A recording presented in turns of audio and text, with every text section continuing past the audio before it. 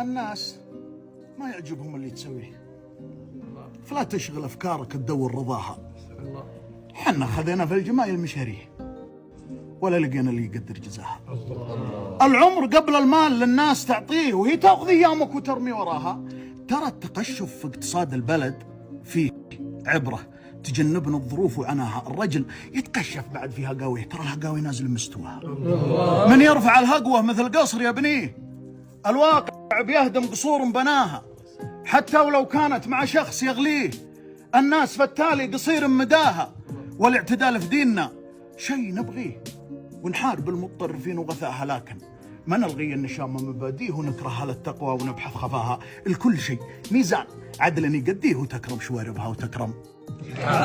واللي خذ الخوة تسالي وترفيه، ما هو مثل من صانها واحتماها. ترى السفر يظهر لك اللي مخاويه على حقيقة نفسه ومنتهاها، واللي يسولفت دايم الداري ولا يميز صحها من خطاها. تدور على فرقاه لو كان تشريه، هذا يتعرض للنجوم في سماها.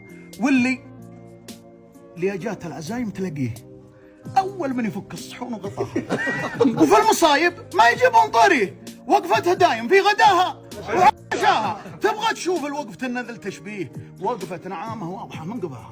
واللي أنا ناديت له قال لبيه، ويفز ويهول نفسك عناها، ويجيك من أوله ويسوق تليه. ما فيه عليا شافها ما رقاها. أنا دخيلك دلني وين ألاقيه، هذا مثل غر السحايب وماها. اللي بيعطيني حلاياه بعطيه 100 من اللي قد فحصنا دماها. ما عاد واشبهه كثيرين، يا هي الله يجازي كل نفس بعطاها.